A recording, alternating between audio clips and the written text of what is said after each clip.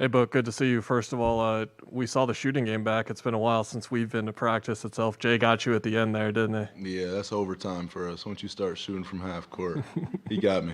He he? got me. He got you. I wanted to ask you about playing against Drew. He's someone you'll spend time with on both ends of the court in this series. Just your impressions of his game and that matchup you've gotten over the years against him. He's a competitor at the highest level, and you're understanding you're getting that.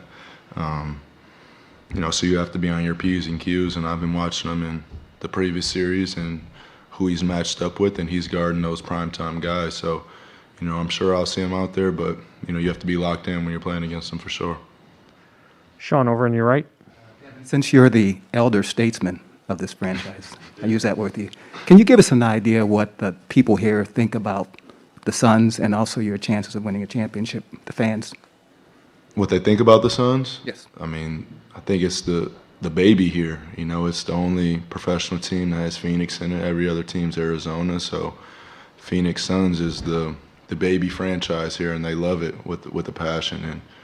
And I'm wearing the shirt from '93 right now. I think it started around that time to when they developed that. You hear people talk about, I remember when I watched Charles and them. Like, you hear those stories at all times, and seeing the passion in their eyes when they're telling the stories, and even being at the bottom of the barrel for the past 5 years and them still showing up and showing love, shows that same type of love that they have for this team. You have any examples of maybe the last couple of weeks when you've had interactions with people? Any stories to tell about how excited they are? Not really. I haven't been around too many people. I've just been in the house for real. So I've been laying low. Over here. Hey, Book, you and Chris have joked in recent days about how when you used to play against each other that you would practically almost fight on the court just because you're both so competitive. Is there an example or a moment that when you think about that, that comes to mind, like during a game early on in your career where that competitiveness really came out between the two of you? I used to try to bring him to the post every time he'd switch on me. So, while you're walking down there to the post, he'd be like, "This not good. I'm not going for that. I'm not going for that today." And we actually went back on, an app that you can check every shot that you've matched up against somebody last year. And I scored on him a couple of times, and he stopped me a couple of times. So we just stopped that conversation, that narrative. But we also got into it the first day here. When we had our first practice as a team, we were doing a 3-on-3 drill. And, it's kind of the survival of the fittest mindset. I don't think it's really about the throw hands, but the closest thing you can do that without doing it. Sure. And then just sort of follow up on that, too. I know you spend a lot of time watching games with him as well. Mm-hmm. Just what is it like? What do you get by watching maybe another game with Chris that is different than maybe when you're practicing with him on the floor, you're on the floor with him? What do you learn from him by just watching a game with him? The attention to detail. And I feel it, too, ever since I got to the NBA. You watch games a different way than you did growing up. You're not watching it for entertainment anymore. You're scouting the whole time you're watching. So it might be a simple play. Somebody might have scored on this possession over here. He'll sit back. He'll rewind it. Hey, look over here. Do you see what they did? You know what I'm saying? Mm-hmm. So it's just viewing the game a different way, seeing the game a different way, and just understanding tendencies and communicating it out loud when you see it. We're not sitting there watching the game in silence. We're sitting there and like, they let him do that again? We got to take that away when we play him.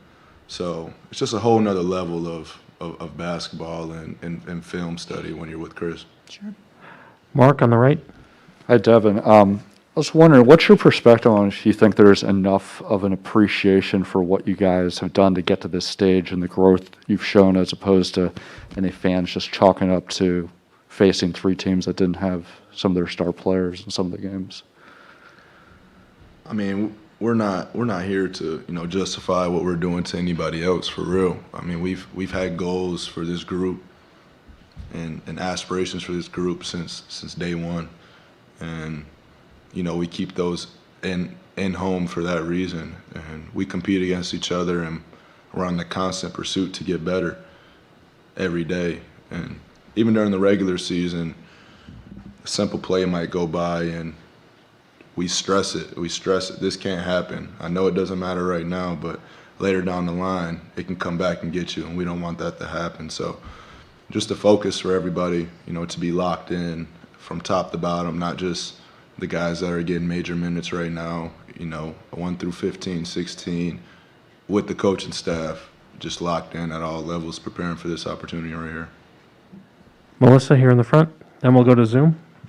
Hey, Book. Obviously, at this time of the year, everybody tightens up, everybody's focus increases. But have you noticed a distinct difference in Chris right now? He's always locked in, to be completely honest. I'm sure he might be feeling a different way in his first appearance here, but he's not going to show us no frantic movement or any nervous. I think he's prepared for this, and it's more of I've been waiting this long, preparing for this moment right here, and it's right in front of us. So, he's not walking a different way, he's not talking a different way, but there's an understanding between all of us on what time it is and what we have to accomplish. Palmer on Zoom. We're going to go to Jamal Spencer with ABC 13 in Grand Rapids, Michigan. Grand Rapids? Okay. That's what I'm talking about. So, wanted to ask you, Devin, if you had, thought about what ways West Michigan helped shape your passion and your love for the game. That's where it all started. Dang, threw me back thinking about it now. I'm reminiscing in my head right now, but that's where I fell in love with the game. I fell in love with that Pistons team. They taught me the game of basketball, and just being around everybody in West Michigan. I remember Drake Harris, just looking up to him every day and wanting to be him. But Michigan State rivalry games, just all that, all those memories, all the stories. That's where I learned the fundamentals of the game, honestly. I always say I learned the fundamentals in Michigan, and then when I moved to Mississippi, it brought more of the dog out. So, it was a great balance for me, and, I credit Michigan for, a lot of my success, especially Grand Rapids, my hometown. I know things worked out well, but did you ever stop and think about what things would have been like had you not left? I haven't thought about that. I think things would be a little different. Obviously, I think you learn by living through experiences, and I would have lived a totally different lifestyle if I stayed in Michigan. But I love Michigan, and I go back there in the summertime, and I spend a lot of time out there. And me and my friends were just talking about for the 4th. We're like, any other place you would rather be if you were in the finals, and it'd be on Lake Michigan probably. But Milwaukee's on the other side of it, so we'll be going up there soon. Next, we're going to go to Cameron Cox with 12 News. Hey, Book. Hope all is well. What's been the hardest part to get to this point for you and your journey, and what's it like finally now to be in this moment as it hits you that you're actually in the NBA Finals and 4 wins away from a trophy? Yeah, I don't think it'll hit me till it's all over. Even Western Conference champs. I mean, we're on this pursuit to, do what we set out to do, and we're here now. So it's kind of hard to reflect on what you're doing when you're in the moment. So, our main focus right now is, to win those 4 basketball games. And, that's pretty much it. Let's go right here, Eric. Over here. For you guys this year, the Bucks have switched a lot against you, especially in crunch time. You mentioned going up against Chris and switching and kind of what you used to do when you'd get a switch. How do you feel like you've developed and gotten better in that regard, whether it's attacking a switch or moving the ball and deciding not to attack a switch? We've seen it a lot. I think that's what the NBA has went to. A lot of teams, especially, trying to keep people out of their paint, would just switch 1 through 5, and everybody has to guard up. But, you scout that. We scout that, and we try to take advantage of that. I think the Clippers use that against us a lot also. And DeAndre being able to use his size and his ability to get on the offensive glass and move whoever his mismatch is helps out a lot also. And then just having dynamic guards with Chris, Mikal, Jay, and having this floor spaced and just creating for each other. So, we're expecting to see that a bit. either on a switch or maybe just straight up, Tuck is going to be that guy. Mm-hmm. For you, is that something that like you're excited about, like going up against? So excited. You know, we've obviously had those matchups in practice before that have gotten heated at the highest level, but you know, he's a competitor, and I have a lot of respect for that man. So, you know, we're gonna be out there battling for sure. Did you have the scoreboard like you did with Chris at all? Like who came out? Yeah, me and Tuck's was a lot worse than me and Chris's. So, yeah, me and Chris, we talked a lot. Me and Tuck, we bumped into each other a little bit. Dan, last question. Devin, heading into this playoffs, there's a lot of discussion kind of about this team's lack of experience and if that would show up at some point. And I think Game 3 against the Lakers, you get ejected, Jay gets ejected. Maybe it looks like composure is starting to go away.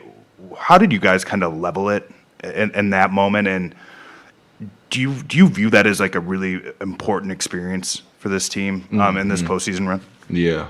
I mean, we took a long road trip at the end of the season that even through that game, I think we went like 3-2 on the road trip. It was 5 games. It was like Philly, Boston. Forgot it was a loaded lineup, and they were all competitive games. And we were like, this is how it's going to be at some level.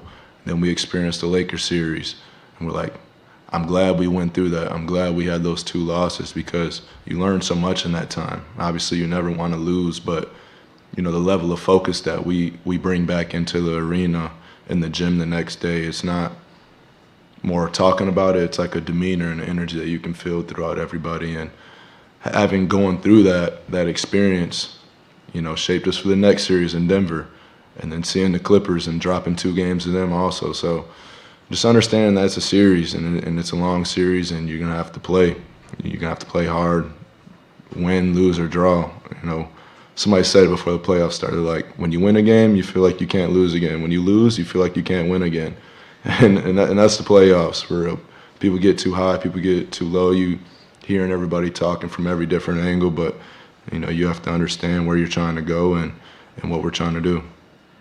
Thank you, Devin. Appreciate y'all.